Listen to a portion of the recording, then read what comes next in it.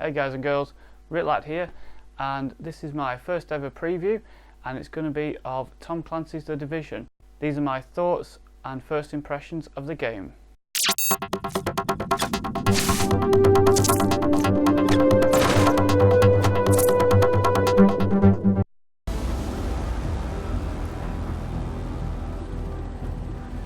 So at the time of recording this video, the game isn't actually available to buy yet. Me and my homie AdamDellboy, we've been playing the beta for a couple of days, and I'm here to tell you, if in its current form, whether the game will be a hit or Hey! Just hold on! Now, before we get into the actual game and my thoughts about it, let me give you a little bit of backstory about the game. It was unveiled 4 years ago in 2012, with development officially beginning in the summer of that year. The game was formally announced in 2013 at E3 in that year, but unfortunately in 2014 it was announced that it was going to be delayed until 2015. However, in May of that year it was announced once again that it would be delayed until 2016. So this game is 4 years in the making and is still yet to be released. Was it worth the wait, or will it be a massive white elephant? Let's find out. Come on back! I need you! So when you get into the game, straight from the off it tells you it's an always online game and that it's also an RPG based game, which in my book makes it an MMORPG. Obviously one of the biggest MMORPGs ever released is World of Warcraft, and I'll touch on that later and why these games are quite similar in certain aspects. It also tells you that from the tutorial that this is a cover based shooter, which means no spray and pray from the open and no run and gun. If you try those tactics, you'll get shot and die a lot. The beta had a limited character creation system. This was limited to 4 or 5 different male-female characteristics such as hair, nose, facial hair, eyes, etc. Obviously in the full game I'd expect a much more extensive character creation system, but for now in the beta it wasn't important. So first off, graphically it looks amazing. Apparently it looks even better on the PC and the PS4 versions. AdamDellboy and myself, we were playing this on the Xbox One, so based on what is considered to probably be the least best looking system, it still looks amazing. PC users with the hardware good enough to run this at full spec are in for a real treat. You're dropped off into what I guess is a lobby type area. You can see a lot of other human players online, but you have no access to weapons or any way of interacting. If you want to play this online with other people, you can meet up and be brought into their session. But as I said, this is like just a lobby staging area. So once you've made your mind up, you proceed through this area and you enter the actual game zone.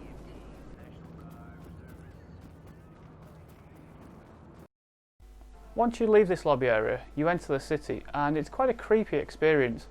It's very deserted, there's cars strewn everywhere, there's litter blowing around, there's nobody else there apart from the odd vagrant or enemy combatant that you may run into. As you move through the city, you're guided by the yellow waymarker system, which I can only describe as a yellow washing line floating in midair above you. It's a good system and it helps you navigate around the city quickly. The first part of the game is to establish a base of operations in a mid-crisis New York City.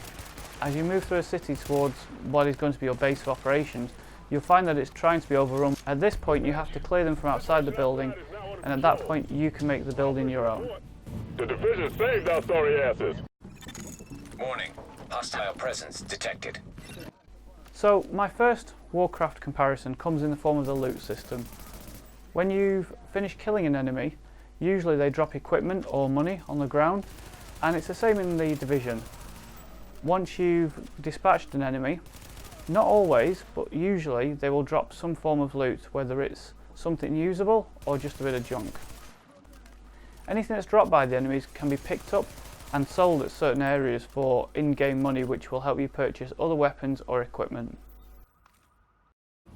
When you go on missions in the Division, which I would say are the equivalent of instances of dungeons in Warcraft, the end level bosses generally drop very good loot. usually 2 or 3 pieces that are quite applicable to your level or maybe the level above. We got enough juice to light this place up like Vegas. Having touched on the amazing graphics, I now have to talk about the fantastic sound. Welcome to Hudson Piers! I'm not sure what you're looking to get out of this. Everything behind this gate is a goddamn war zone. Not only are the in-game sounds fantastic, such as gunfire, general noise as you're walking around the city, and sound effects, the voice acting is absolutely superb. And not just from the main characters, but also from the side characters you encounter, whether that be radio chatter, overhearing conversation in the street, or enemy talk, for example.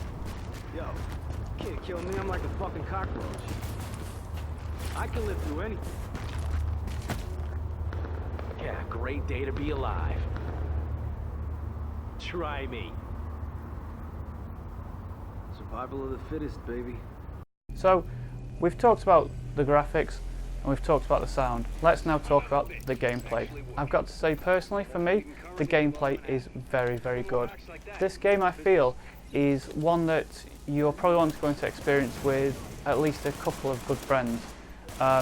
Myself and AdamDellboy, like I said, we played the beta together, and I don't know how the game would play as a single player, but as a 2-player co-op, it was absolutely fantastic. The enemy AI in the game is superb. Now, my big problem with games like COD are that when you encounter an enemy situation, they are designed to go to certain areas of the map and they will just rotate between those areas, which makes their tactics predictable and you can pick them off quite easily. However, in The Division, the enemies are straight up badasses. They will charge you at any opportunity and they don't give a fuck about themselves. They will just run at you and they will take you on. I'd say probably of all the enemies encountered, at least 75% had this tactic where they will just rush you and try and surround you as quick as possible. You will find a few that try and take cover and pick you off, but eventually they will come out and also try and rush you. After each encounter with enemies, you'll find yourself trying to scavenge ammo from their dead bodies and also any supply crates that you come across along the way. Obviously at your base of operations you can resupply as much as possible, but when you're out in the city or doing missions in buildings, you'll find that ammo becomes quite scarce rapidly. If you're playing this as a multiplayer co-op, 3 things are vital: communication, stealth and teamwork. There'll be points in the game where you're either overrun with enemies as they swamp you, or there'll be one larger enemy laying down massive amounts of fire. At these points, you need to work as a team and solve the problem. While one person lays down covering fire, the other can move up and flank the enemy and take them by surprise. We only had a chance to experience a few different guns in the game, 2 machine guns and a pistol. I've got to say the 2 machine guns felt very different from each other. One had much more recoil on, which lifted the barrel as I was shooting, and the other one stayed nice and steady. The one with the recoil did more damage, so it was a more preferential weapon, but it was a bit harder to control. There's also a plethora of grenades, your usual flashbangs, frag grenades, smoke grenades, and even incendiary grenades. Another thing we both liked about the game is the post-mission interaction with the game. Alert. Intercepting JTF radio traffic. Taking small arms fire! Small arms fire! Hooters have us in their sight! JTF, hearing this? Please respond! You may have finished a mission and be quite low on health or ammo or even both, and you'll find yourself quite fatigued. You'll have been through a bit of a war zone and you'll come out the other side and you'll feel good, but you just want to get back to your base and resupply and pick up some health kits. But unfortunately, as you're navigating through a city, you'll pick up a random instance of a non-playable character, good guys that need help, some hostages that need rescuing, or something along those lines. Now, when you do encounter these, you have a very short time period to either say yes or no that you want to either take on these bad guys, or say no that you want to move along and not assist. Warning. Hostile forces approaching. The cover system works well, so you have on screen you have the option to press A to move up into cover, and the fact that the enemies not only come from the front but can also attack from anywhere around you means that while you might be in the perfect cover for the enemies that are attacking you from the front, all of a sudden that wave will finish and it will be announced that more enemies have been detected, and all of a sudden your perfect cover for the enemies in front is completely useless as the enemies come around from the side or the back. This makes you think quickly and always keeps you on your toes.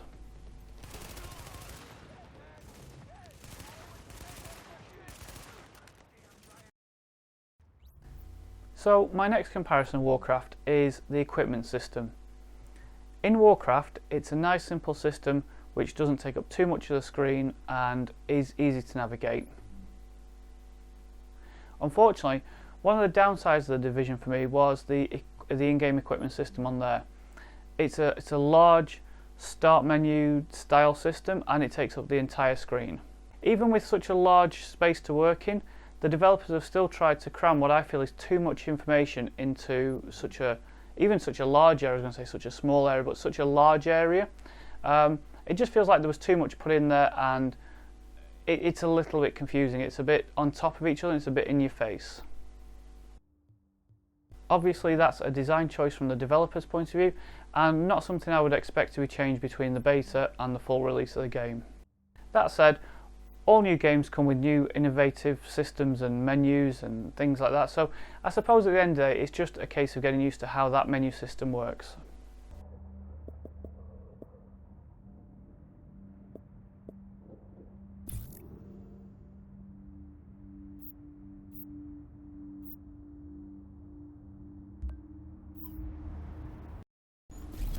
Now at this point I need to talk about the map. The map, from what little I've seen of it, is freaking huge. This adds very much a GTA 5 feel to it, and given the size of the map, it looks like there's going to be plenty to do in this game. My final Warcraft comparison is the walking around the city versus walking around the map on Warcraft. Warning. Agent on your team is down. Requires assistance. As mentioned previously, if you walk around the city in the Division, you will encounter natural instances of enemies, whereas on Warcraft you will find that if you stick to the path, generally 99% of the time you're going to be fine and not attacked by random enemies. Even in the Division, where you're walking around, you might be off the beaten path, you might be in a little back alley thinking you're away from everybody, and all of a sudden you'll pop round a corner and you'll be faced with 3 or 4 enemies. This happened to AdamDellboy and myself. He was about 3 seconds in front of me, and as he rounded a corner he got jumped, and it was pretty much a one-shot kill on him. I was lucky because I was a bit further back and saw what was going on and heard his shout for help, but unfortunately I couldn't find good enough cover because of being in an alleyway. I managed to pick off most of them, but unfortunately I also succumbed to their fire. As in Warcraft, you then respawn into a local area that might be half a mile away or wherever. You do have the option to just forget about that and carry on, or if like us, you want some sweet revenge, you can go back and find the SOB that killed you and take him out. So with all that in mind, what did we think? During this beta, we barely scratched the surface of this game. And given that this game takes elements from 3 of the biggest acronyms in the gaming industry, the Division has the potential to be up and running for a very, very long time. As long as it's supported by free and reasonably priced DLC. We literally played 4 or 5 hours on this game and didn't even get near to the player versus player dark zone. This is an area where I believe it's player-on-player combat, and loot drops are far superior in there. You get much better equipment and much better in-game money and XP. It's a game in the little amount of time that we played on it gave us constant moments of excitement, whether that was combat-based, exploring the city, or picking up loot and equipping it to ourselves and our weapons. This many bad guys. If you're looking for a Call of Duty, World of Warcraft and GTA mashup, and God knows there's a few of you out there, then this is absolutely the game for you. If you're not looking for those types of games, this is still probably the game for you. It is very, very good, and as I said previously, takes elements from all three of those games and combines them into one solid game.